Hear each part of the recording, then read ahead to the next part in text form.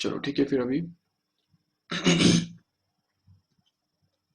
Let us start here.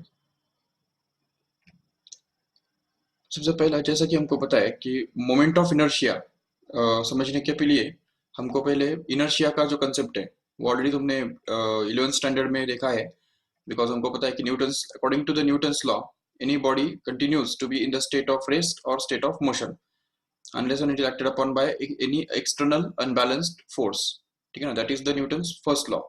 तो इसमें देखा जाता है कि कोई भी बॉडी जो है वो अगर मोशन में है तो वो मोशन में ही रहने के लिए ट्राई करता है। तो इसीलिए इसके बहुत सारे एग्जांपल्स हम देखते हैं डेली लाइफ के अंदर भी। तो इसको ही इनर्शिया कहा जाता है। अभी देख सकते हैं, अगर सपोज एक ऑब्जेक्ट जो है वो स्ट्रेट लाइन में अगर मूव कर रहा है और अगर उसको हम एक फोर्स अप्लाई करेंगे तो उसकी वजह से उसका जो लीनियर मोशन जो है वो चेंज होता है। और वो बॉडी जो है वो उसका मोशन का जो स्टेट है वो स्टेट चेंज करने के लिए कुछ ना कुछ अपोजिशन शो करता है। And that opposition is actually called as the inertia.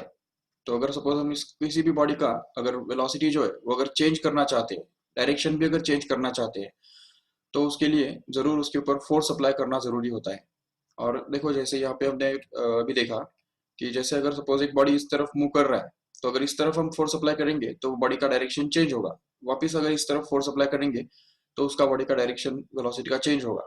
तो ऐसे ही उसका वेलोसिटी का डायरेक्शन चेंज होता जाएगा अगर हम उसके ऊपर कंटिन्यूअसली फोर्स अगर अप्लाई करें तो। और उसको ही सर्कुलर मोशन कहा जाता है। So when ever the body perform circular motion it is acted upon by a centripetal force, which is the force which is directed along the radius and towards the center, that is called as the centripetal force। तो ये हम समझ सकते हैं, ये हमने already देखा हुआ है। तो ऐसा यूनिट और बाकी सब तो हमको पता ही ऑलरेडी। ओके, एंड ये एक बात याद रखो ठीक से, work done by centripetal force is zero because the direction of the motion and the force is perpendicular to each other.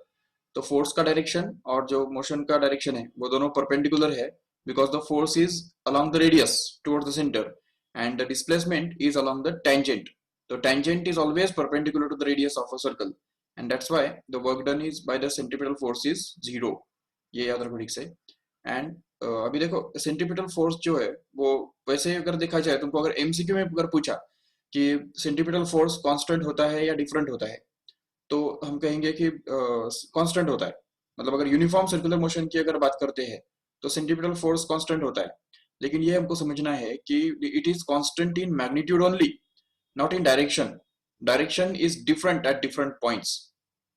तो ये बहुत इंपॉर्टेंट पॉइंट है जो थर्ड फोर्थ पॉइंट के फॉर्म में हमको यहाँ पे दिखाया जा रहा है कि its direction is different at different points because it is along the radius. तो ये हमको समझना है। उसके कई सारे एग्जांपल्स भी हमने ऑलरेडी देखे हैं रेगुलर में, तो ये वापस रिपीट करने की वैसे जरूरत नहीं है। और उसका फॉर्मूला भी हमको पता है already, centripetal force equal to M we square upon R और एम आर ओमेगा स्क्वायर। और it is also denoted by M R M V omega, remember. तो एम वी ओमेगा ये भी उसका एक फॉर्मूला है, याद रखो ठीक से। चलो ठीक है, अभी हम देख सकते हैं नेक्स्ट इसमें।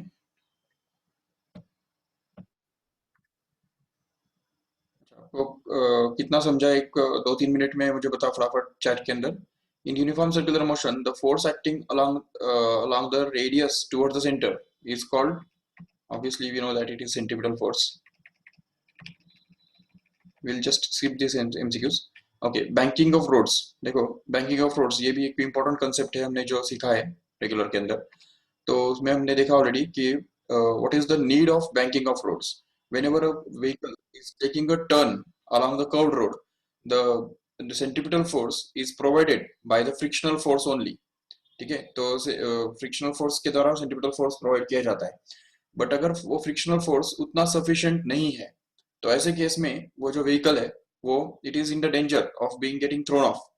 And in order to avoid that you have to use the banking. तो बैंकिंग के अंदर क्या है कि हम रोड को टिल्ट करके रखते हैं, ठीक है, और फ्रिक्शन के ऊपर पूरी तरह से सिर्फ रिलाई नहीं करते हैं। बट बैंकिंग के अंदर हम उस रोड को इस तरह से टिल्ट करके रखते हैं ताकि जो रोड सरफेस जो है वो हॉरिजॉन्टल न रहे बल्कि एक एंगल पे इंक्लाइंड रहे, ताकि उसका एक नॉर्मल रिएक्शन का एक जो हॉरिजॉन्टल कंपोनेंट है वो वहां पे सेंट्रिपिटल फोर्स के जैसा काम करता है। काम करेगा। नहीं तो वरना हॉरिजॉन्टल सर्कुलर मोशन के अंदर क्या होता है कि there is only frictional force between the road surface and wheels of the vehicle which act as a centripetal force. And अगर सपोज रेन हो जाता है या अगर कोई ऑयल वगैरह अगर स्प्लिट हो जाता है, स्पिल हो जाता है रोड के ऊपर, तो उस केस में क्या होता है कि ड्राइविंग जो है वो हमको बहुत स्लोली करना पड़ता है, अदरवाइज द व्हीकल जो है वो स्किड हो जाता है because of the in absence of the centripetal force which is required for circular motion.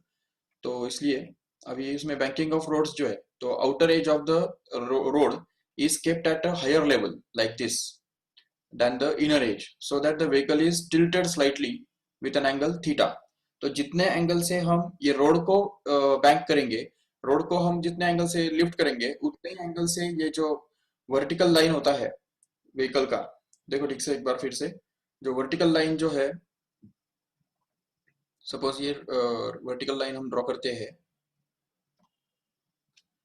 ये देखो यहाँ पे, ये सपोज इसका सेंटर ऑफ मास है और इस सेंटर ऑफ मास का इसे में से अगर हमें क्या है ऐसा वर्टिकल लाइन अगर ड्रॉ करते हैं, तो जितने एंगल से हम इस रोड को टिल्ट करेंगे उतने ही एंगल से ये जो वर्टिकल लाइन है ये भी जरूर टिल्ट होगा, और ये एंगल जो है ये भी उतना ही होगा जितना ये एंगल होता है।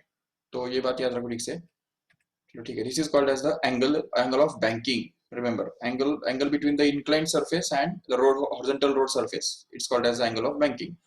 और जब भी कोई व्हीकल जो है हॉरिजॉन्टल कर्व रोड पे जा रहा होता है तो उसके ऊपर दो फोर्सेस काम करते हैं, एक तो उसका वेट और दूसरा normal reaction. But bank road के अंदर क्या होता है, वेट और नॉर्मल रिएक्शन तो होते ही है, लेकिन इसके साथ साथ और दो फोर्सेस काम करते हैं यहाँ पे। एक तो सॉरी एक वेट तो होता ही है और दूसरा ये जो है नॉर्मल रिएक्शन भी होता ही है, but normal reaction can be resolve into two components, that is n cos theta and n sin theta, and n sin theta is along the horizontal, and here we can say clearly that this n sin theta actually acts as a centripetal force, and n cos theta जो है it balances this weight mg of the vehicle, and that's why we can say that even frictional force is also there। Frictional force जो है वो भी यहाँ पे काम कर रहा होता है इस डायरेक्शन में रोड के टेंजेंशियल सरफेस के अलावा, और उसको भी हम दो कंपोनेंट्स में रिजॉल्व कर सकते हैं वापस, f cos theta and f sin theta, no doubt f sin theta will be downwards and this f cos theta will be horizontal in this way। अभी अगर हम कंडीशन ऑफ इक्विलिब्रियम अगर use करते हैं इसके ऊपर, तो हम देख सकते हैं आराम से कि n cos theta plus is equal to mg plus f sin theta, ये समझ सकते हो। n cos theta मतलब वर्टिकल इक्विलिब्रियम अगर यूज करते हो तो n cos theta is getting balanced by the sum of these two, right? And hence we can get this f sin theta in that side so as to get this n cos theta minus f sin theta is equal to mg as a first equation we can say।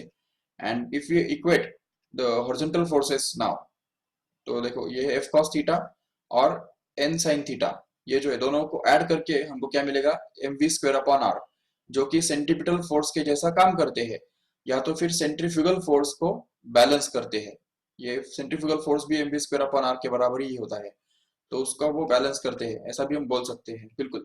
तो इसलिए ये n sin theta plus f cos theta becomes equal to mv square upon r, and then we can just take the ratio of these two equations 1 and 2 so that we can get this m cancelled as it is, and we get this as n sin theta plus f cos theta upon n cos theta minus f sin theta which is equal to v square upon rg, and hence we can get in the next step that is maximum force which is equal to mu s into n, and hence we can just replace it by that and get this n cancelled from numerator and denominator, so that, and if we divide by cos theta here, then we can arrive at this formula that is rg into root of rg into bracket में mu s plus tan theta upon 1 minus mu s tan theta। Okay, और इसमें दूसरा वाला formula भी याद रखो ठीक से, जो कि मिनिमम के लिए, मिनिमम स्पीड के लिए है, तो वो भी हम करेंगे। पहले पहले इसमें देखेंगे कि अगर कॉर्ड रोड जो है वो हॉरिजॉन्टल है तो उस केस में क्या होगा, ये थीटा जीरो हो जाएगा, तो tan जीरो जो है वो जीरो हो जाएगा, जिसके कारण यहाँ पे simply v max is equal to mu S into R जी ये हमको मिलेगा, जो कि हॉरिजॉन्टल रोड के लिए वैलिड है। बट अगर बैंक रोड है और फ्रिक्शन लेस है, तो फ्रिक्शन लेस के अंदर क्या होता है, देखो ठीक से, फ्रिक्शन लेस के होने की वजह से ये म्यू एस जो है वो जीरो हो जाता है, और म्यू एस जीरो होने की वजह से यहाँ पे वो root of R G tan theta हमको मिल जाता है, जिससे हमको टैन थीटा का जो वैल्यू है वो हमको V square upon are G के बराबर मिलता है, जिससे ही थीटा का value tan inverse of V square upon R G ये हमको मिल जाता है. So you can say that this angle of banking is independent of the mass of the vehicle. तो ये हम समझ सकते हैं. Just we'll skip the MCQs. They are just based on the theory which you have covered. Now we'll see the tension acting in the conical pendulum. Just revise fast whatever we have done. Tension acting in the conical pendulum. Conical pendulum consists of a simple heavy bob which is revolving in the horizontal circle with the help of a string of length L and in a circle of radius r. So whenever it revolves, it crosses a cone, and that's why it's called as a conical pendulum. So the forces acting on this conical pendulum are simply the weight of the pendulum and tension, out of which this tension can be resolved into two components, t cos theta and t sin theta, out of which this okay the forces जो है वो एक तो M G और M we square upon R ये तो है, but T sine theta जो है वो M we square upon R के साथ बैलेंस होता है, और at the same time T cos theta जो है वो एम जी के साथ बैलेंस होता है, जिसके कारण हम अगर इन दोनों इक्वेशंस को अगर स्क्वायरिंग एंड एडिंग अगर करेंगे तो हमको मिल जाता है T square cos square theta plus T square sine square theta is equal to M G the whole square plus M we square upon R the whole square, जिससे ही हमको टी स्क्वायर कॉमन लिया जाएगा तो उसके अंदर जो है वो cos square theta plus sign square theta जो कि 1 बन जाएगा टी स्क्वायर कॉमन लेने के बाद, और इसकी वजह से हमको ये मिलेगा simply T square is equal to M G का whole square plus M we square upon R का होल स्क्वायर, और उसकी वजह से इसको हम अगर आगे सॉल्व करेंगे और तो इससे हमको v का जो फॉर्मूला है वो वही मिल जाता है कोनिकल पेंडुलम के केस में भी, जो कि root of R G tan theta, जिससे हमको वी स्क्वायर का वैल्यू आर जी टैन थीटा हमको मिल सकता है, और टैन थीटा का value V square upon are G मिलेगा, और टैन थीटा का जो वैल्यू होता है वो आर अपॉन एच हुआ करता है, जैसा अभी हमने डायग्राम के अंदर देखा तो अपोजिट साइड अपॉन हाइपोटेनियस करके हमको आर अपॉन एच मिलता है, और इसकी वजह से हमको वो टैन थीटा का जो वैल्यू है वो इस तरह से आर अपॉन एच, अगर हमने ये दोनों इक्वेट किए तो इससे हमको ये मिल जाएगा simply V square upon are G equal to R upon H, जिससे हमको वी स्क्वायर का value R square G upon H मिलेगा. अगर ये वैल्यू वी स्क्वायर का अगर हमने डाल दिया इधर ये इक्वेशन के अंदर तो हमको वो मिल जाएगा simply T square which is equal to M we square M G का whole square plus M we square upon R का whole square, but V square is already R square G upon H, right? So if you put it here, then we can get this t square equal to mg का whole square plus m by r as it is into r square g by h का whole square, so that we can simplify this further and get this as mg. अब देखो ये mg है और ये g m है और ये g है, तो इसका अगर जो होल स्क्वायर है वो अगर हमने यहाँ पे कॉमन निकाल के लिया तो अंदर में क्या बचेगा simply r square upon h का होल स्क्वायर, इतना ही बचेगा, मतलब ये r एक कैंसिल हो जाएगा. देखो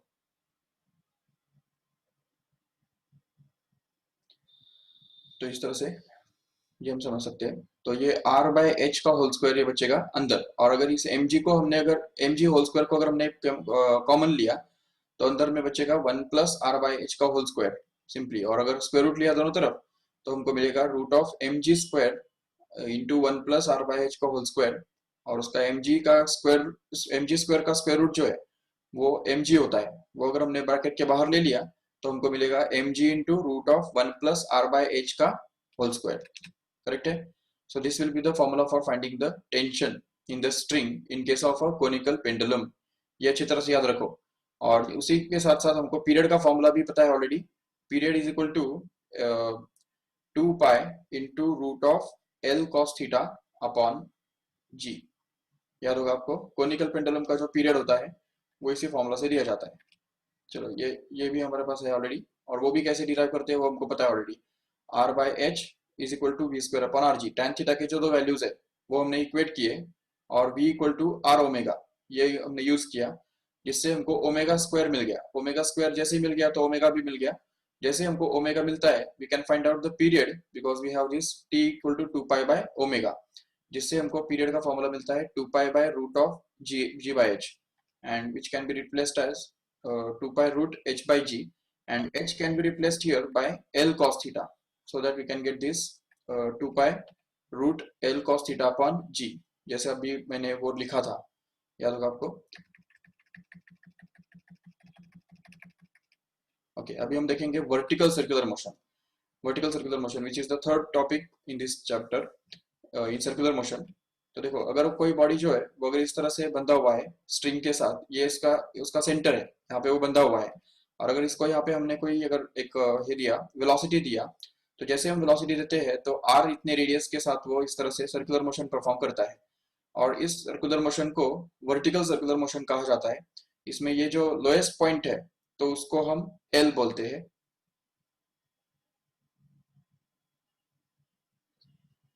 देखो ठीक से, इस वाले पॉइंट को हम लोएस्ट पॉइंट को एल बोलते हैं। इसके बाद जो हाईएस्ट पॉइंट है उसको एच बोलते हैं। और मिडिल पॉइंट्स को हम m1 और m2 बोल सकते हैं। No doubt. Then again, the velocity will be different at different points. Tension will also be different at different points. And all these things, kinetic energy, potential energy will also be different at different points. And we can just find it out. And the basic reason for increasing and decreasing the velocity is basically the gravitational force. Gravitational force continuously acts on the body, and it opposes the motion when the body is going up, and it helps the motion when the body is moving down. And that's why the velocity of the body goes on changing, goes on decreasing when the body is going to rise up, and the velocity of the body goes on increasing when the body is coming down. तो ये हम समझ सकते हैं आराम से। Okay, अब इसमें देखो कि equations of velocity at different positions in case of vertical circular motion, जो कि हमको ऑलरेडी पता है। हाईएस्ट पॉइंट, लोएस्ट पॉइंट और मिडिल पॉइंट, इन सभी पॉइंट्स पे वेलोसिटी क्या होता है उसके लिए हमको सबसे पहले एक पॉइंट कंसीडर करना पड़ेगा P, जो कि सपोज थीटा एंगल कवर कर रहा है यहाँ से लोएस्ट पॉइंट से। तो ऐसे एंगल के लिए हम बोल सकते हैं कि उसका वेट उसके ऊपर काम कर रहा है डाउनवर्ड डायरेक्शन में। Eight the same time tension is also acting it on it in the along the string. So weight can be resolved into two components, mg cos theta and mg sin theta, out of which this mg cos theta just balances the tension. But this mg sin theta provides the necessary force, which is retarding this body in the upward direction. तो मतलब ऊपर जाने के लिए वो oppose करने वाला ये force होता है, tangential force इसको बोल सकते हैं। And the tangential acceleration will be actually g sin theta, ये हम समझ सकते हैं। So the equations of velocity at different points. Okay, तो उसके लिए सबसे पहले हमको ये इक्वेशन बनाना पड़ेगा कि सेंट्रीपिटल फोर्स जो है वो किसके बदले आता है। ये टी में से अगर mg cos थीटा अगर काट लो तो बचा हुआ जो फोर्स है वो नेट फोर्स होगा इस तरफ काम करने वाला, जिसको ही हम सेंट्रीपिटल फोर्स कहेंगे। तो इसलिए mv square upon r becomes actually equal to t minus mg cos theta. ये हमको मिल जाता है, जिससे ही हमको t का जो वैल्यू है वो इस तरह से मिलता है mv square upon r plus mg cos theta. Okay, तो इससे ही हम अलग अलग पॉइंट्स पे टेंशन भी निकाल सकते हैं। देखो, तो अगर हमको अलग अलग पॉइंट्स पे अलग अलग टेंशंस चाहिए तो उसके लिए हम देख सकते हैं हाईएस्ट पॉइंट पे टेंशन कितना होगा, तो mvh square upon r minus mg। and what will be the tension at the lowest point? We can say it will be mvl square upon r plus mg, बिल्कुल। and what will be the tension at the middle point is tm, which is going to be equal to simply mvm square upon r, that's it, because at the middle point the theta is 90। तो theta जहाँ पे 90 होता है तो वहां पे tension यहाँ पे जो mg cos थीटा जो है वो जीरो हो जाएगा। और उसकी वजह से यहाँ पे cos थीटा जीरो होने की वजह से ये टर्म ही गायब हो जाएगा, और उसकी वजह से हमको यहाँ पे ये tm मिलेगा। तो tm का जो देखो वैल्यू और th का वैल्यू और tl का वैल्यू, ये तीनों वैल्यूज हमको याद करके रखने अच्छी तरह से। These are the tensions at different points in case of the vertical circular motion. Remember, again we can see the velocities at different points. At highest point, what happens is th becomes equal to mvh square minus upon r minus mg, right? But the tension at the highest point is minimum, that is zero in case of vertical circular motion. And since tension is zero, we can equate this tension th with zero, so as to get mvh square upon r minus mg equal to zero, which gives mvh square upon r is equal to mg, so that mm gets cancelled and r can be transferred in the other side, so as to get this vh square equal to rg, so that we get this vh equal to root of rg. This is the formula for the velocity at highest point. Again, if we think about the velocity at other points, that is lowest point and middle point, तो जब ये point particle जो है वो highest point से lowest point पे आता है तो उसका काइनेटिक एनर्जी जो है वो कन्वर्ट होता है, काइनेटिक एनर्जी बढ़ता है और उसका जो पोटेंशियल एनर्जी है वो घटता है।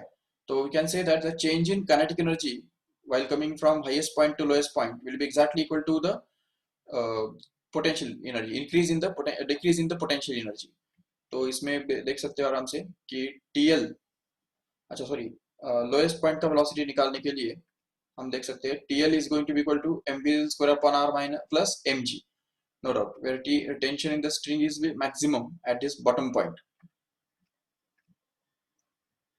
ओके, अभी देखो यहाँ पे अगर हम हाईएस्ट पॉइंट और लोएस्ट पॉइंट इन दोनों के बीच में अगर law of conservation of energy अगर यूज करते हैं तो kinetic energy at the lowest point plus potential energy at the lowest point will be equal to kinetic energy at the highest point plus potential energy at the highest point, which is equal to half mvl square plus half mvl mghl plus half M V L square plus M ji H. तो लेकिन इसमें क्या है ना कि highest point का जो है डिस्टेंस मतलब हाइट जो है वो 2r के बराबर है और लोएस्ट पॉइंट का जो हाइट है वो 0 है। तो इसलिए फिर ये वैल्यूज अगर हम डाल देंगे यहाँ पे तो हमको मिलेगा ये 0 और ये 2r, जिसकी वजह से यहाँ पे इसको पूरा सॉल्व करके हमको क्या मिलता है, so simply VL is equal to root of 5rg। ये अच्छी तरह से हमको याद रखना है, ठीक है। तो VL is equal to root of 5rg, this is the velocity at the lowest point. And in the same way, using the law of conservation of energy, we can find out the value of the velocity at middle point also, which happens to be simply be equal to root of 3rg, root of 3rg. Okay.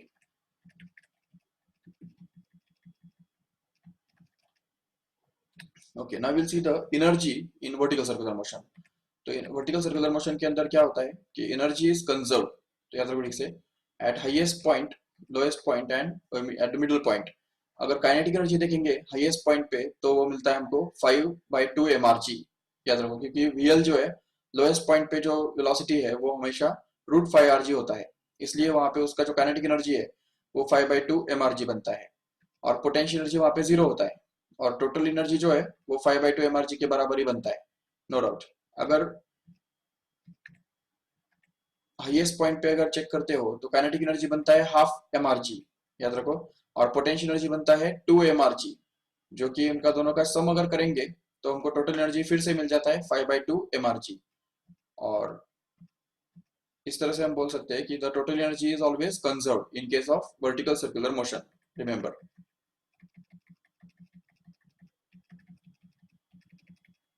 Okay, now we'll see the equations for velocity at any point in the vertical circular motion. In general, at any point, अभी in general किसी भी point पे अगर हमको velocity निकालना है तो उसके लिए हम देख सकते हैं कि अगर सपोज एक पर्टिकुलर पॉइंट है जो कि थीटा इतना एंगल बना रहा है तो वहां पे उसका जो वेलोसिटी है वो v है जो कि हमको निकालना है, तो उसका जो एंगल बनता है वो थीटा है। और यहाँ से अगर हमने एक परपेंडिकुलर ड्रॉप किया तो वो d पे उसको जाके मिलता है और ये जो डिस्टेंस है वो उसको हमने h एज्यूम कर लिया है, ठीक है। तो अभी इसमें देखो ये पूरा जो है वो r है और r में से ये h अगर काट लो तो ये जो डिस्टेंस है तो वो हमको एक्चुअली r माइनस h के बराबर बनेगा, नो डाउट। तो उसकी वजह से cos थीटा जो है, ये cos थीटा इस ट्रायंगल के अंदर अगर हम देखते हैं तो cos थीटा मतलब क्या होता है, adjacent side minus upon hypotenuse, ये होता है। तो इसलिए एडजेसेंट साइड अपॉन हाइपोटेनियस ये अगर हम यूज करेंगे यहाँ पे तो उससे हमको मिल जाएगा आराम से, ठीक है। देखो इधर, तो ये जो है एडजेसेंट साइड अपॉन हाइपोटेनियस ये अगर करेंगे तो हमको नेक्स्ट स्टेप में मिलेगा r minus H upon R, जिसमें r को अगर उस तरफ लेके जाओ और r minus H equal to R cos theta को अगर थोड़ा सिंप्लीफाई करो तो h को हम लिख सकते हैं आराम से, सॉरी ये देखो h को हम लिख सकते हैं आराम से कि r is r into 1 minus cos theta. ये बताइए समझ में ठीक से, h is equal to r into 1 minus cos theta. ये हाइट का फॉर्मूला हमको मिल गया, ये जो जिस हाइट पे ये पार्टिकल चला जाता है तो वो हाइट हम इस फॉर्मूला से निकाल सकते हैं आराम से।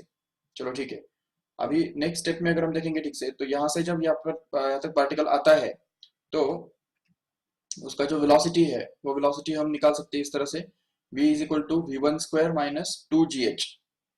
अभी इसमें एक बात याद रखो कि ये जो फॉर्मूला हमको मिला है वो कंजर्वेशन ऑफ एनर्जी से मिला है, क्योंकि यहाँ का जो काइनेट पोटेंशियल एनर्जी है और यहाँ का जो पोटेंशियल एनर्जी है उन दोनों के बीच में जो डिफरेंस है, तो इन दोनों पॉइंट्स के बीच में भी अगर हमने पोटेंशियल एनर्जी और काइनेटिक एनर्जी का अगर कंजर्वेशन यूज किया तो देखो हम ये बोल सकेंगे कि मींस यहाँ से यहाँ पे काइनेटिक एनर्जी तो फुल है और यहाँ पे काइनेटिक एनर्जी सपोज थोड़ा कम हो गया, लॉस हो गया, तो loss in kinetic energy here in from L to P will be actually the gain in potential energy. तो loss in kinetic energy must be equal to gain in the potential energy। तो अगर हम ये use करेंगे तो इसमें हमको मिलेगा loss in kinetic energy, how much it is. तो यहाँ पे उसका जो वेलोसिटी है वो v है बराबर, और यहाँ पे जो उसका वेलोसिटी है वो v1 है, बोल सकते हो सपोज v1, जो कि it is not root five R G now, it is going to be different other than this v। तो इसलिए फिर इसको u भी बोल सकते हैं या v1 भी बोल सकते हैं, नो प्रॉब्लम। तो लॉस इन काइनेटिक एनर्जी कितना हो गया, यहाँ पे उसका काइनेटिक एनर्जी लोएस्ट पॉइंट पे था half m v1 square, minus यहाँ पे उसका काइनेटिक एनर्जी कितना बन गया half m v square only, and that is going to be equal to gain in potential energy. फिर पोटेंशियल एनर्जी का फॉर्मूला होता है mgh, तो इसलिए ये mgh हमको मिल जाएगा। और इसको अगर सिंप्लीफाई करेंगे आगे तो m को रिड्यूस कर सकते हैं दोनों तरफ से, तो हमको मिलेगा v1 square minus v square is actually going to be equal to 2gh, correct है, 2 से भी मल्टीप्लाई कर दिया। इससे ही हमको ये शफल करने से हमको मिलेगा v1 square minus 2gh is going to be actually equal to v square, right, जिससे हमको मिलेगा v square is equal to v1 square minus 2gh। ये इक्वेशन हमको मिल जाता है, यही इक्वेशन यहाँ पे हमने देखा है। और even you can relate it with the third kinematical equation. Third kinematic equation क्या होता है पता है हमको, वो होता है v square is equal to u square plus 2as, correct है। अभी इसमें v तो v है, बट u कितना है यहाँ पे v1 है, और प्लस 2as, तो इसमें 2a, a मतलब क्या है यहाँ पे gravity, acceleration due to gravity which is downwards and hence it is minus g, it's negative and that's why we can replace it by minus g, and s is the displacement from this point to this point, मतलब gravity के against displacement कितना हुआ है उसका, ये h के बराबर हुआ है, इसलिए यहाँ पे h आ जाएगा, जिसको ये सॉल्व करके हमको फिर से वही इक्वेशन मिलेगा जो हमने यहाँ पे लिखा है। लेकिन इसमें अगर हमने h का जो वैल्यू है जो हमने लास्ट स्लाइड में कैलकुलेट किया था वो अगर इसमें डाल दिया, जो कि r into one minus cos theta होता है, तो वो अगर हमने डाल दिया यहाँ पे तो इससे हमको ये मिल जाएगा simply v is equal to root of v1 square minus 2rg into bracket 1 minus cos theta. This is going to be the formula for velocity at any point in general in case of circular motion, remember vertical circular motion. Okay, now will see the difference in tensions at lowest and highest points in case of vertical circular motion. तो vertical circular motion के अंदर क्या होता है, देखो highest point पे जो है टेंशन का फॉर्मूला होता है mv square upon r minus mg,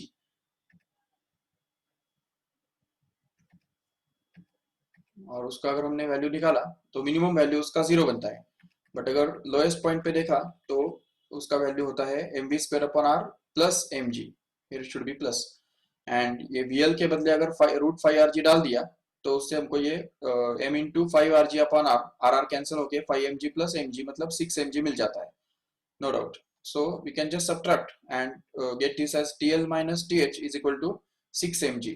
ये हमने अभी प्रूव किया actually on the basis of standard values, जो क्रिटिकल वैल्यूज है उनको यूज करके हमने प्रूव किया, but it is also true in general. In general TL minus TH is equal to 6 mg is always true, even if we suppose take it as TL is equal to mvl square upon r plus mg, ये lowest point पे हमको मिलता है। और TH का value क्या है हमको पता है already, TH is going to be equal to mvh square upon r plus mg, correct है, सॉरी माइनस mg।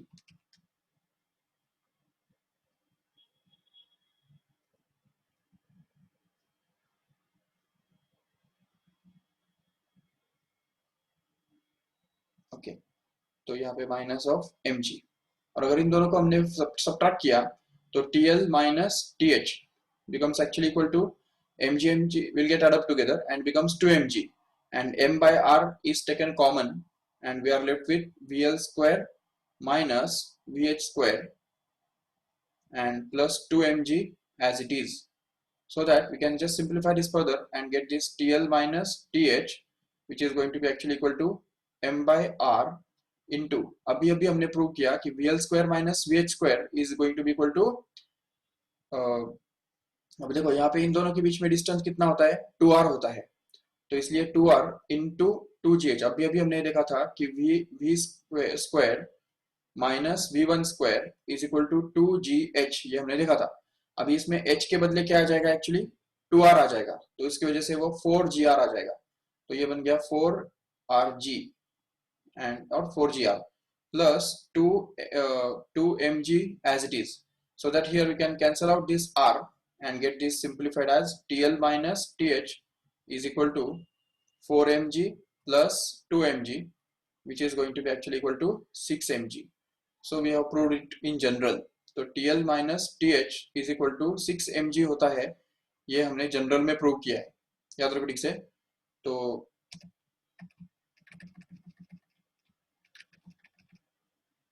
ओके,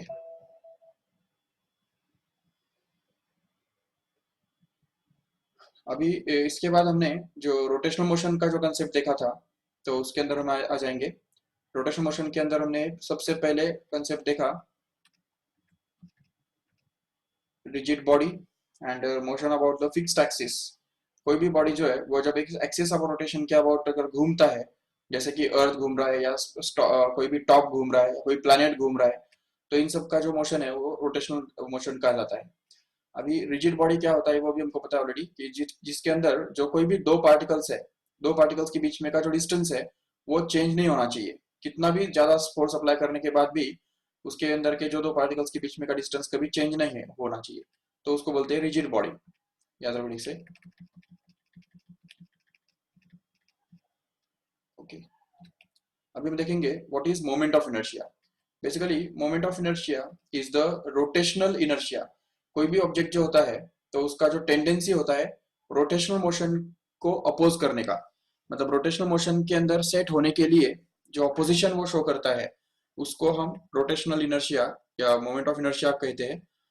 और it plays the same role as that of the inertia in the linear motion. तो linear motion के अंदर जो inertia का role होता है वही रोल यहाँ पे रोटेशनल मोशन के अंदर मोमेंट ऑफ इनर्शिया प्ले करता है।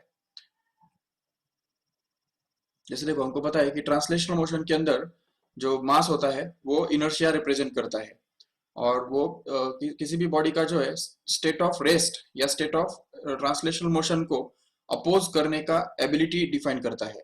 सेम वैसे ही moment of inertia also represents the inertia of the body in rotational motion.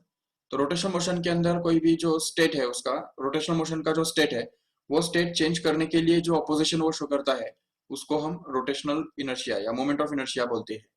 End moment of inertia depends on mass of the body. The second is the position of axis of rotation, and it depends on the distribution of the mass around the axis. मतलब how widely or how compactly the mass is distributed, that matters. तो ये moment of inertia का significance है, physical significance. और उसका को formula अगर हम देखते ठीक से तो पता चलता है कि if suppose a body of mass m is revolving in a radius r, then the moment of inertia of that body or the point mass can be defined as mr square. If the body consists of large number of particles like m1, m2, m3, m4, each of them are at a distance r1, r2, r3 and so on up to rn like this, then the moment of inertia of the whole body can be written as summation of m1 r1 square plus m2 r2 square plus m3 r3 square and so on up to dash up to mn rn square, which can be compactly written as summation of mi ri square in this way from I equal to 1 to n. Then next we can say even this integration, this summation can also be replaced by integration. And next is the concept of radius of gyration, where radius of gyration is nothing but the distance between the axis of rotation and the point at which the whole mass of the body can be supposed to be concentrated so as to have the same moment of inertia as that of the body. देखो, so for example अगर एक body हमारे पास है उसके अंदर बहुत सारे masses है m1, m2, m3 जो कि अलग अलग डिस्टेंसेस पे है r1, r2, r3 and so on up to rn like this, and its moment of inertia is suppose I1, ठीक है, सब जो कि समेशन ऑफ mr स्क्वायर ये फॉर्मूला से निकाला जा सकता है। ठीक है, अभी सोचो अगर इस पूरे बॉडी को अगर हमने एक सिंगल पॉइंट में अगर कंडेंस किया, एक सिंगल पॉइंट में अगर हमने उसको कंप्रेस किया, तो उस पॉइंट का मास एग्जैक्ट उतना ही होगा जितना बॉडी का मास है, जिसको हम कैपिटल M से डिनोट करेंगे। तो उस पॉइंट मास को कितने डिस्टेंस पे रख के रिवॉल्व किया जाना चाहिए ताकि उस पॉइंट का मास भी उसका मोमेंट ऑफ इनर्शिया I2 बन जाए जो कि I1 के बराबर हो। तो अगर वो डिस्टेंस हम मान लेते हैं k, सपोज ये k इतना डिस्टेंस के ऊपर अगर रख के उसको रिवॉल्व किया जाना चाहिए, तो उस केस में ये जो k है तो इस k को हम बोलेंगे रेडियस ऑफ गायरेशन। तो इस अकेले पॉइंट का k डिस्टेंस पे घुमाने से, रख के घुमाने से जो मोमेंट ऑफ इनर्शिया बनता है वो है mk स्क्वायर, जो कि I2 के बराबर है। और यहाँ पे इस पूरे बॉडी का जो मोमेंट ऑफ इनर्शिया है वो समेशन ऑफ mi स्क्वायर है, जो कि I1 के बराबर है। If we expect this I1 to be equal to I2, then we can call this k as the radius of gyration of this body। तो इस बॉडी का रेडियस ऑफ गायरेशन k के बराबर होगा। तो इसलिए फिर k का जो वैल्यू है तो वो root of I by m के बराबर हमको मिल जाएगा। And this radius of gyration can be defined actually as the distance between the axis of rotation and the point at which the whole mass of the body can be supposed to be concentrated, so as to get the same moment of inertia as that of the body, like this. So we can express the moment of inertia of any body to be equal to mk square। Okay, तो अभी देखो एक example से हम ये radius of gyration का concept understand कर सकते हैं। अगर मान लो बॉडी का जो मास है वो 10 किलोग्राम है और उसका मोमेंट ऑफ इनर्शिया कैसे भी करके 360 किलोग्राम मीटर स्क्वायर आ जाता है, ठीक है। अभी सोचो कि ये बॉडी जो है वो अगर 10 किलोग्राम का बॉडी हमने अगर एक पॉइंट में अगर कंडेंस कर दिया जिसका मास 10 किलोग्राम है, तो उसको कितने डिस्टेंस पे रख के हमको रिवॉल्व किया जाना चाहिए ताकि उसका मोमेंट ऑफ इनर्शिया भी 360 किलोग्राम मीटर स्क्वायर बन जाए। तो अगर उस डिस्टेंस को हम k बोल देंगे तो वो k ऐसा होना चाहिए ताकि I must be equal to 360 kilogram metre square, which happens to be equal to mk square, where m is going to be equal to 10। So if we replace it by that, then we get this as 360 equal to 10 into k square, so that we can get this k square equal to 360 divided by 10, that means k square equal to 36, which gives k equal to 6 in this way। तो ये जो example है इससे हमको clear हो जाता है कि रेडियस ऑफ गायरेशन एग्जैक्टली क्या होता है। It represents the average distance of a body from the axis of rotation. Next is about the kinetic energy, rotational kinetic energy of a body। If a body is rotating about an axis and suppose the body consists of different number of particles like m1 m2 of masses m1 m2 and distances r1 and r2 like this, so every particle will have different velocity like v1, which is given by r1 into omega, v2 will be equal to r2 into omega, and so on up to vn, which is equal to rn into omega। Note here that the whole body is revolving in such a way that omega is going to be constant। तो angular velocity जो है वो यहाँ पे constant है, और angular velocity constant होने के कारण हम देख सकते हैं यहाँ पे कि हर एक बॉडी का, हर एक पार्टिकल का लीनियर वेलोसिटी जरूर डिफरेंट होगा क्योंकि रेडियस अलग अलग है। जो पार्टिकल नजदीक होगा उसका लीनियर वेलोसिटी कम होगा, जो पार्टिकल दूर होगा उसका लीनियर वेलोसिटी जरूर ज्यादा होगा। और ये सभी लीनियर वेलोसिटीज जो है वो टेंजेंशियल होंगे जरूर, ये बात हम समझ सकते हैं। अभी पूरे बॉडी का जो काइनेटिक एनर्जी है वो निकालने के लिए हमको हर एक पार्टिकल का काइनेटिक एनर्जी निकालना पड़ेगा। तो अगर पहले पार्टिकल का काइनेटिक एनर्जी हम निकालेंगे तो हमको मिलेगा half M we square v1 square, where v1 can be replace by r1 omega, so that we can get this as m1 into r1 omega the whole square, so that m1 r1 square omega square। Similarly for the second particle we can write it as half m2 r2 square omega square, and we can continue it for n particles। तो n particles के लिए हम ये continue कर सकते हैं, so that we can get this total kinetic energy of the particle to be the sum of all the kinetic energies of all individual particles in the body, out of which we can take omega square and half common, and we left with this summation of mi square, which happens to be the moment of inertia, and hence we can get that E is equal to half I omega square as a final।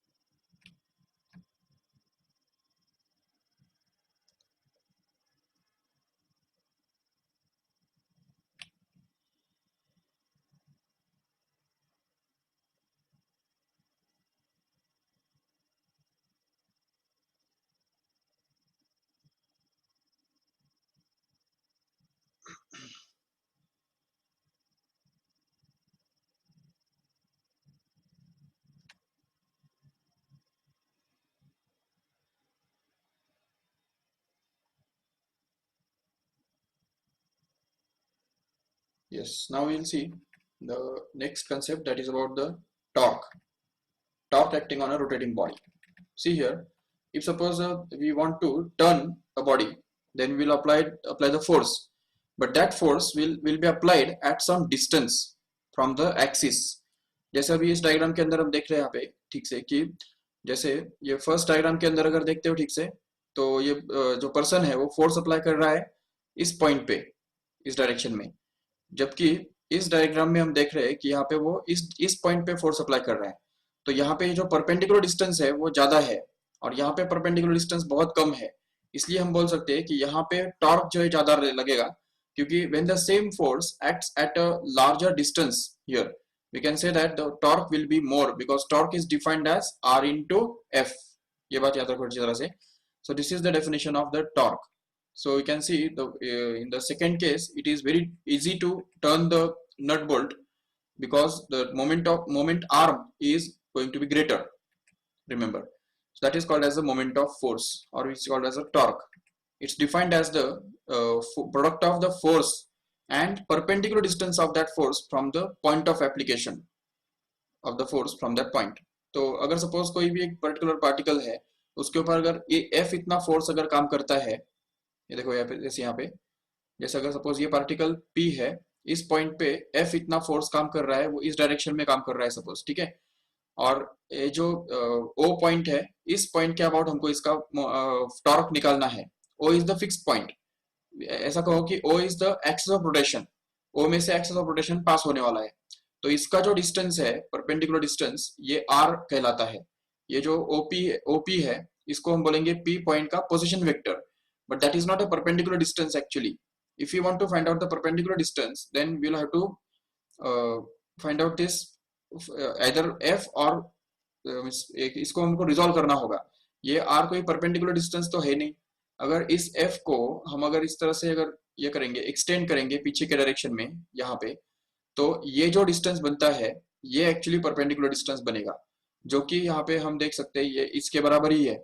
और ये जो distance है, अगर इस angle को हम theta बोल देते हैं, तो ये एंगल भी थीटा होगा जरूर, और उसकी वजह से उसका जो अपोजिट साइड है ये एक्चुअली r sin थीटा बनेगा। तो इसलिए यहाँ पे टॉर्क निकालने के लिए हमको क्या करना होगा, तो basically F into R sine theta ये हमको करना होगा। तो इसलिए F r sin theta becomes the torque, and in vector form we know that it is going to be actually equal to r bar cross F bar. ये भी अच्छी तरह से याद रख लो, this is the formula for the torque. Remember, it is the cross product of moment arm and the or position vector of the point and force vector. Remember.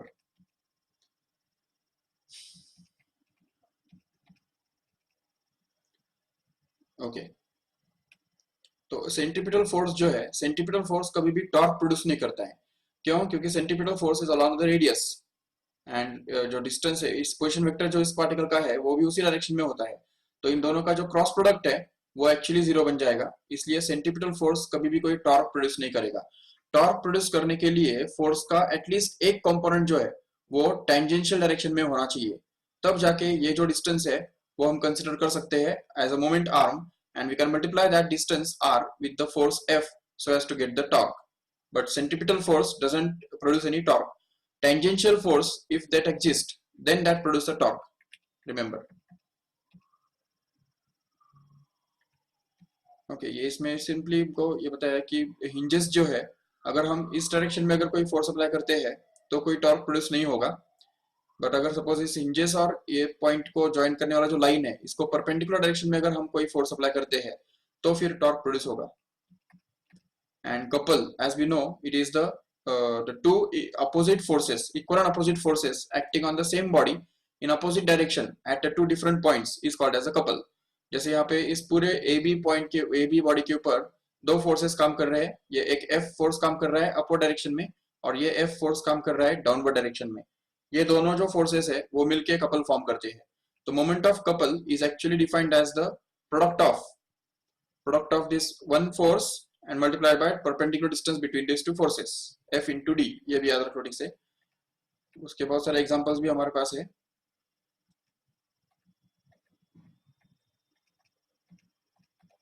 और उसकी प्रॉपर्टीज भी हमको पता है ऑलरेडी। एंड इक्विलिब्रियम मतलब क्या? Whenever we say that the body is in mechanical equilibrium, what does it mean? The summation of all the forces acting on it is must be equal to 0। This is the condition of first condition of equilibrium.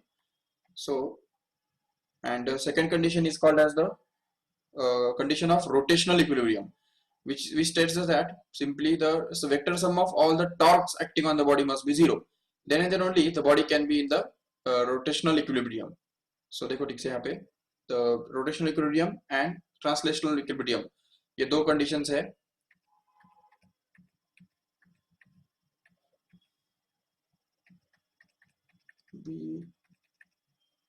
ये तो समझ सकते हैं आराम से. This is the law of moments. We have studied it in the 9th or 10th standard. Moment into moment arm is equal to load into load arm.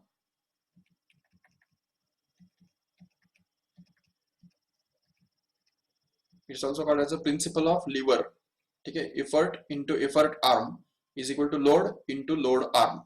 इसको बोलते हैं principle of lever. And mechanical advantage मतलब क्या? Load upon effort.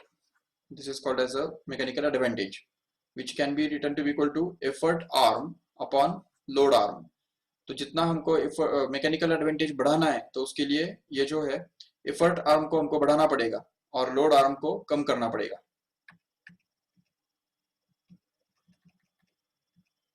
ये तो चलो ठीक है.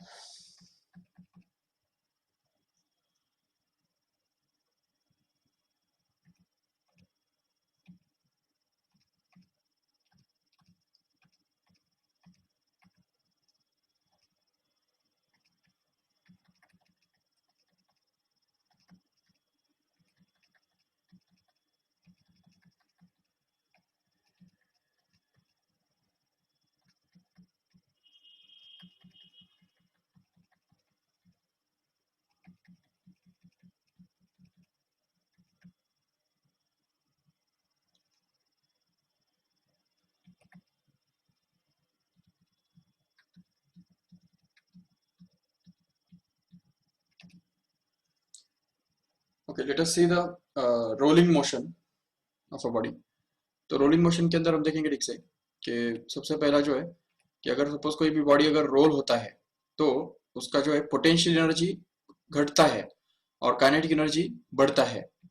But we can see in case of the rolling motion different particles have different all the particles have different angular linear velocities but same angular velocities. Angular velocity is all going to be the same but linear velocity will be different. तो अब इसमें suppose h इतने height से अगर कोई body को हमने अगर रोल किया और थीटा इतना एंगल ऑफ इंक्लिनेशन है सपोज उस सरफेस का, तो ऐसे केस में क्या होता है देखो ठीक से, the total energy is going to get conserved. That means that loss in potential energy will be exactly equal to the total kinetic energy, and kinetic energy consists of kinetic energy of translational plus kinetic energy of rotation, and hence it is called as a total kinetic energy. तो अगर हमने ये use किया तो देखो हम देख सकते हैं कि ET is going to be equal to half mv square and ER which is the rotational kinetic energy going to be equal to half of I omega square, and hence this equation becomes E is equal to half mv square plus half I omega square, where I can be replaced by mk square here. ये जो I है इसको हम mk square से replace कर सकते हैं और ओमेगा को v square by r square से रिप्लेस कर सकते हैं देखो ठीक से, या v square को r square into omega square भी रिप्लेस कर सकते हैं. तो इससे हमको अगर इसमें से अगर हाफ m ओमेगा स्क्वायर को अगर कॉमन लेते हो तो इससे हमको ये मिलता है half m v square by r square. मतलब फाइनली हमको ये फॉर्मूला मिल जाता है जिसको हम बोल सकते हैं the total kinetic energy, the rolling kinetic energy इसको बोल सकते हैं, which is going to be half M we square into 1 plus k square by are square. ये k square by are square जो है वो बहुत इंपॉर्टेंट है. अब देखो rolling motion without slipping, okay, mostly rolling body जो है वो स्लिप नहीं होता है. तो ऐसे केस में देखो क्या होता है, if suppose the body starts with the initial speed 0 and suppose it has to cover a distance s down along the inclined plane and has to cover the height h in this way. तो उस case में देखो क्या होगा, it loses the gravitational potential energy and it is converted into the kinetic energy. तो ये अगर हमने इक्वेशन यूज किया, इक्वेट किया, तो half M we square plus half I omega square becomes equal to M G h, जिसको ही solve करके हमको क्या मिलता है देखो ठीक से, तो half M we square plus half m के स्क्वायर इंटू ये जो ओमेगा है, तो ओमेगा को हम लिख सकते हैं वी बाय आर, जिससे हमको यहाँ पे V square by are square आ जाएगा, यहाँ पे के स्क्वायर भी है भूलो मत, और इसको अगर हम यूज करेंगे यहाँ पे तो यस, तो इसके बाद हमको मिलेगा 1 plus k square by are square, and if we cancel out m from both sides in this way here, then we can get simplified it as v square equal to 2gh upon 1 plus k square by r square, and we get this formula for the velocity of a body rolling down an inclined plane from height h। तो ये h height से अगर जब वो body को हम release करेंगे तो वो इस तरह से हमको मिलेगा। इससे पता चलता है कि velocity is directly proportional to the square root of h, ये पहली बात हमको पता चल गई। और के स्क्वायर बाय आर स्क्वायर के ऊपर वो डिपेंड करता है। अभी जैसे कि तुमको पता होना चाहिए कि के स्क्वायर बाय आर स्क्वायर का जो वैल्यू है वो अलग अलग इसके लिए अलग अलग बनता है, जैसा कि अलग अलग जो शेप्स होते हैं, जैसे देखो अगर रिंग है तो रिंग के लिए k square by are square का वैल्यू कितना बनता है, तो याद रखो ठीक से, k square by are square will be equal to 1 for a ring, it will be actually equal to half for a disc, remember it is going to be equal to 2 by 5, और चलो 2 by 3 for a hollow sphere, remember hollow sphere के लिए वो इतना बनता है, and it becomes actually equal to 2 by 5 for a solid sphere, ये बात याद रखो ठीक से, solid sphere। तो ये चार वैल्यूज जो है वो याद रखो, के स्क्वायर बाय आर स्क्वायर के जो वैल्यूज है वो रिंग के लिए 1 बनता है, डिस्क के लिए हाफ, होलो स्फीयर के लिए 2/3 और सॉलिड स्फीयर के लिए 2/5। ये हम निकाल भी सकते हैं आराम से, जस्ट इक्वेट करके, क्योंकि फॉर्मूला हमको पता है। जैसे अगर रिंग का फॉर्मूला देखते हो तो रिंग का फॉर्मूला होता है मोमेंट ऑफ इनर्शिया का एम आर स्क्वायर, राइट। इसको अगर हम सपोज एम के स्क्वायर के साथ अगर इक्वेट करते हैं तो एम एम कैंसिल होकर हमको मिलता है simply k square by are square equal to 1। वही हम यहाँ पे अगर हाफ डिस्क का अगर फॉर्मूला इक्वेट करते हैं, डिस्क के लिए हमको पता है moment of inertia is equal to half m are square, right. तो अगर इसको हम एम के स्क्वायर के साथ अगर इक्वेट करते हैं तो एम कैंसिल होके के स्क्वायर बाय आर स्क्वायर का वैल्यू मिलता है हाफ, जो कि यहाँ पे हमने लिखा हुआ है। सेम वैसे ही moment of inertia of a solid sphere can be found out to be equal to 2/5 M are square, right. And if you equate it with M के स्क्वायर, तो इसको अगर एम के स्क्वायर के साथ अगर इक्वेट करेंगे तो m cancels from both sides and we are left with k square by r square to be simply equal to 2/5 and so on like that। तो इस तरह से हम अलग अलग जो वैल्यूज है इनका k square by are square का वैल्यू निकाल सकते हैं आराम से, और उसके ऊपर लेकिन k square by are square के वैल्यू के ऊपर ये डिपेंड करता है इनवर्सली, ये बात याद रखो ठीक से। चलो ठीक है, अभी हम देख सकते हैं कि acceleration of a body rolling down an inclined plane. So whenever the body is rolling down an inclined plane, the third kinematic equation can be used here, and we can get this v square equal to u square plus 2as, where u is 0, and that's why we can get this simplified as a is equal to v square by 2s. But v is already there, which is v square equal to root of 2gh upon 1 plus k square by r square.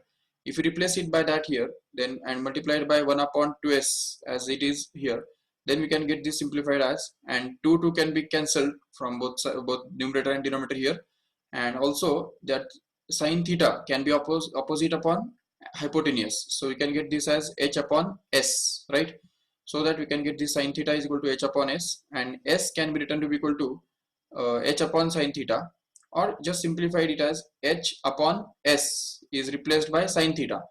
तो simply हमको ये next step में क्या मिल जाएगा देखो, तो 2gh upon 1 plus k square, ये सब पूरा करके हमको मिलता है, ये देखो ये वाला फॉर्मूला हमको मिलता है, acceleration is equal to g sine theta upon 1 plus k square by are square, जिसका मतलब ये होता है कि acceleration depends on sine theta, angle of inclination पे डिपेंड करता है acceleration.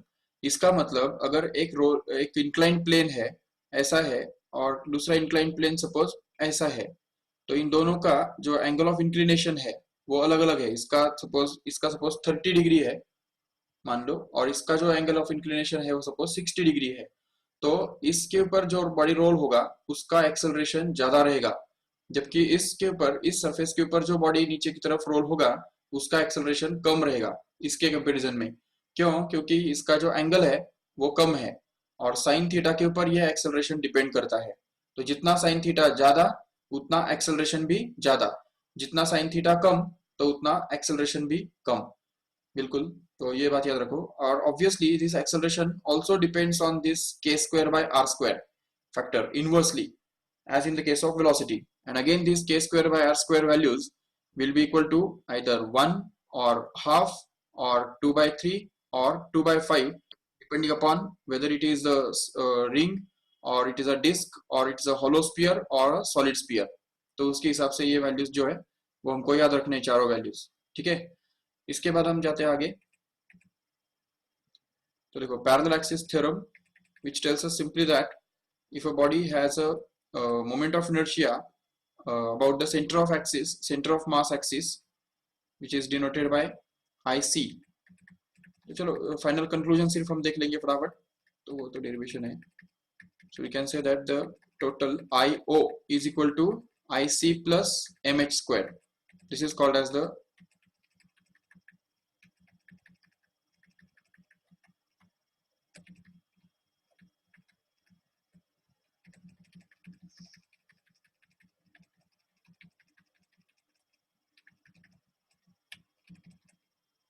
okay, so IO is equal to IC plus MH square. This is called as the principle of parallel axis, remember।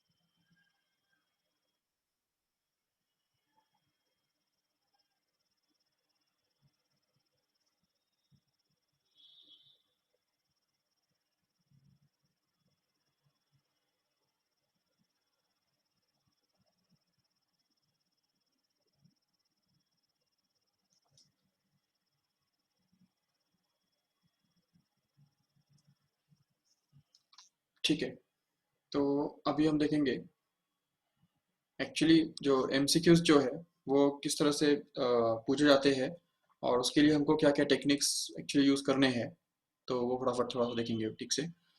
अभी सबसे पहले हम देखेंगे कि whenever the circular motion takes place, कोई भी सर्कुलर मोशन जब होता है, suppose a body is revolving in a circular orbit, then if suppose the particle starts from this point A suppose and it reaches to the point B here, then अभी देखो uniform circular motion की हम बात कर रहे हैं। ठीक है, uniform circular motion.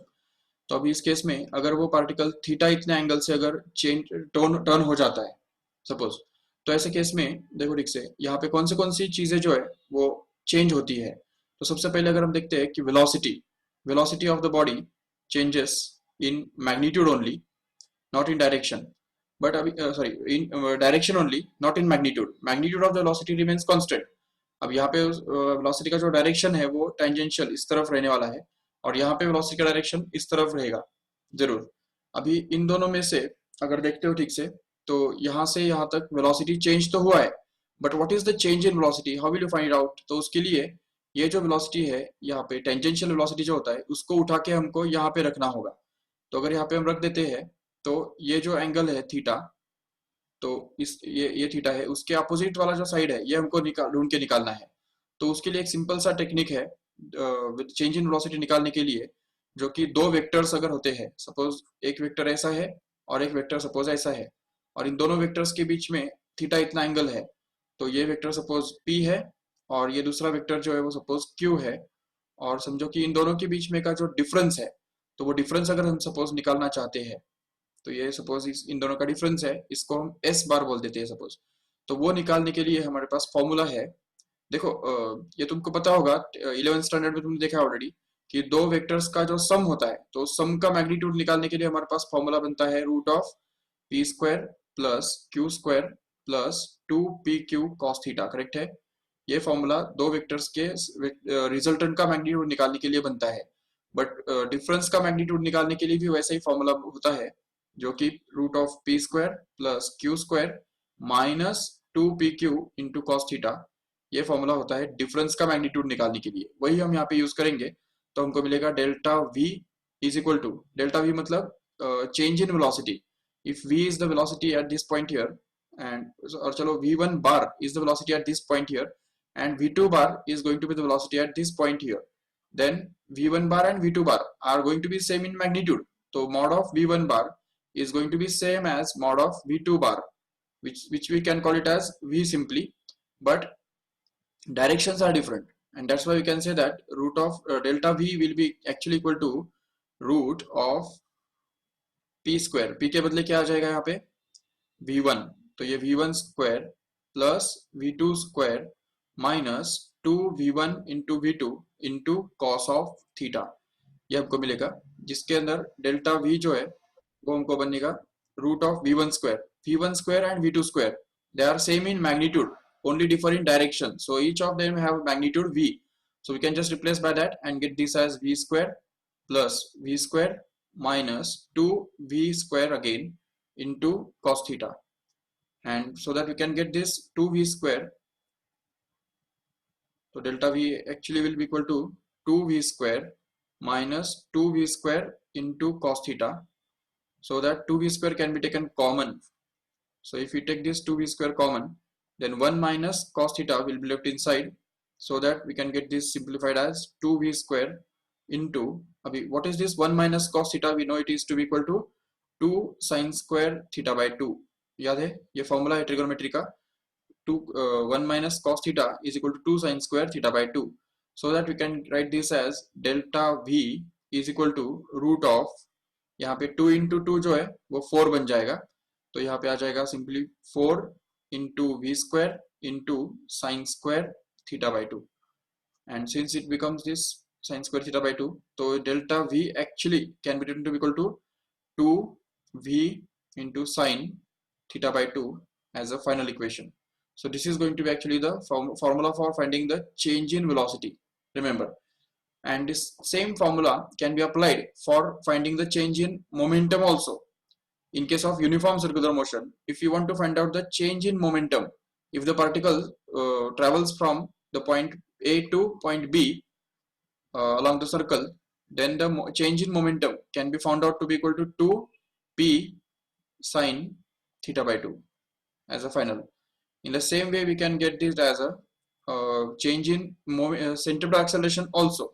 So change in centripetal acceleration means delta AC can also be found out to be equal to 2 AC into sine theta by 2, and then this can be also expressed as delta FC, the change in centripetal force when the particle turns from one point to other point, which are differing an angle in angle theta, to be equal to 2 into FC into sine of theta by 2 as a final. This is again the formula for change in centripetal force, and even change in radius vector. Radius vector भी change होता है direction में, और उसका change in direction जो है वो भी हम उसका भी मैग्नीट्यूड निकाल सकते हैं simply as 2r sin theta by 2. So these are all the formulae for finding the change in those quantities which change in direction only, not in magnitude. They remain constant in magnitude and change in direction only. तो इनके अंदर का जो change है वो इस तरह से निकाला जा सकता है, याद रखो एक बार ठीक से।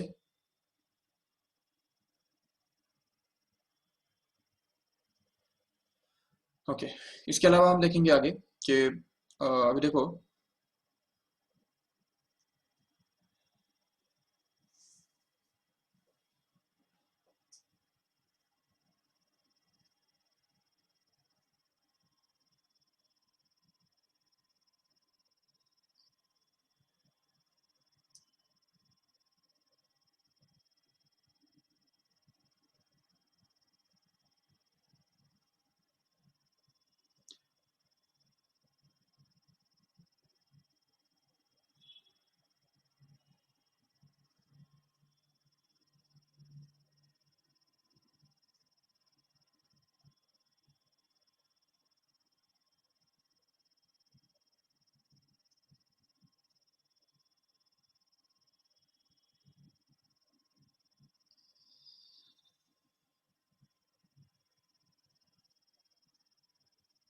ओके, तो जैसे कि हम जानते हैं कि whenever the vehicle is traveling along the horizontal curved road, the maximum safety speed is given by the formula root of rg mu rg. सो ये फॉर्मूला याद रखो ठीक से। ये फॉर्मूला सिर्फ इसी सिचुएशन में यूज नहीं होता है कि एक सपोज कर्व्ड रोड है और एक व्हीकल उसके ऊपर से जा रहा है और टर्न ले रहा है बस। It can also be used in the different situations in which the frictional force acts as a centripetal force. तो याद रखो ठीक से, जिन जिन सिचुएशंस के अंदर फ्रिक्शनल फोर्स सेंट्रीपिटल फोर्स के जैसा काम करता है, तो ऐसे केस में क्या होता है कि देखो, इस तरफ सेंट्रीफ्यूगल फोर्स इस तरफ काम कर रहा होगा और फ्रिक्शनल फोर्स उसको अपोज करने के लिए इस तरफ काम कर रहा होगा। तो इस केस में सेंट्रीपिटल फोर्स और फ्रिक्शनल फोर्स ये दोनों जब बैलेंस हो जाएंगे तो तभी हमको ये इक्वेशन मिलेगा। तो F C is going to be equal to F S. ये अगर हम इक्वेट करेंगे तो हमको मिलेगा एफ सी का फॉर्मूला है m we square upon r which has to be equal to mu m g. So that mm gets cancelled from both sides and we get this v square equal to mu rg. तो and get this as v equal to root of mu rg। तो ये इस तरह से हमको मिलता है। But at the same time ये एफ सी का जो फॉर्मूला है वो हम एम आर ओमेगा स्क्वायर भी तो लिख सकते हैं। अगर हमने वो एम आर ओमेगा स्क्वायर ऐसा लिखा और इसको अगर म्यू एम जी के साथ अगर इक्वेट किया तो हम देख सकते हैं कि m m will get cancel once again and we'll be left with r omega square is equal to mu g, so that omega square becomes actually equal to mu g upon r, and hence omega actually becomes equal to root of mu g upon r. So this is again another formula for finding the angular velocity, sorry, angular velocity है ना ये। So the angular velocity omega can be easily found out by using this root of mu g upon r in the same situation। यही situation है तो इसी situation के अंदर ये फॉर्मूला यूज होगा, नो डाउट। और जो बैंक रोड का जो फॉर्मूला होता है, एंगल ऑफ बैंकिंग का फॉर्मूला, जो कि v equal to root of R G tan theta, वो ऐसा नहीं कि सिर्फ उसी सिचुएशन में यूज होगा जहाँ पे एक व्हीकल इस तरह से बैंक किया हुआ है और बैंक रोड के ऊपर से ट्रैवल कर रहा है, नो डाउट, तो उसके ऊपर तो ये होगा ही, नो डाउट।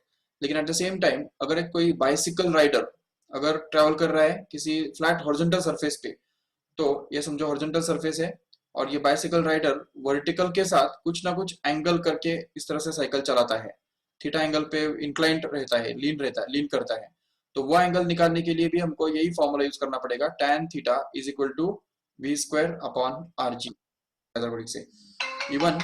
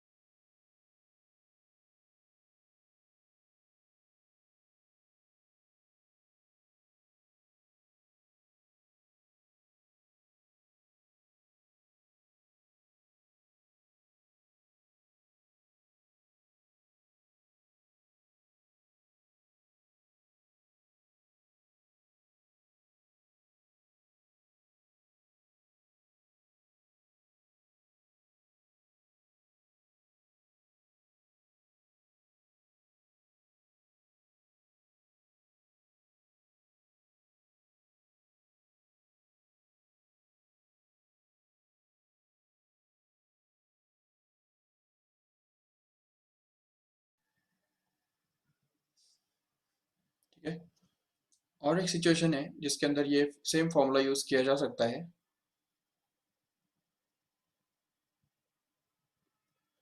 देखो, अगर सपोज एक ट्रेन या कोई भी व्हीकल है सपोज, और वो अगर इस तरह से जा रहा है, हम ये क्रॉस सेक्शन देख रहे हैं और यहाँ पे अगर बिल्कुल यहाँ पे टॉप पॉइंट से एक सपोज पेंडुलम अगर लटक रहा है तो नॉर्मली वो उसके सरफेस के साथ चिपक के रहेगा बिल्कुल।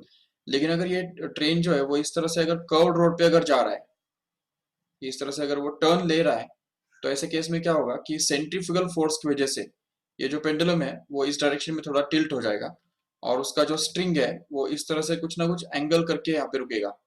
और जितना वो एंगल करेगा वो एंगल निकालने के लिए हमको वही फिर से इक्वेशंस एस्टैब्लिश करने पड़ेंगे क्योंकि देखो यहाँ पे फोर्स जो काम करेगा इस पेंडुलम के ऊपर, एक तो mg फोर्स काम कर रहा है डाउनवर्ड डायरेक्शन में, और दूसरा tension in the string which is in the along the string. तो इसमें वापस हम ये टेंशन को दो कंपोनेंट्स में रिजॉल्व कर सकते हैं आराम से, T cos theta T sine theta. और ये सेंट्रीफ्यूगल फोर्स के साथ अगर इस टी साइन थीटा को इक्वेट करेंगे और mg को अगर टी कॉस थीटा के साथ इक्वेट करेंगे, तो फिर से एक बार हमको tan theta is equal to we square upon are g इधर भी मिलता है। तो ये फॉर्मूला याद रखना ठीक से। तो दिस फॉर्मूला, एक फॉर्मूला तो वही है, लेकिन सिचुएशंस अलग अलग सिचुएशंस के अंदर हम इसको यूज कर सकते हैं आराम से। तो ये भी याद रख लो।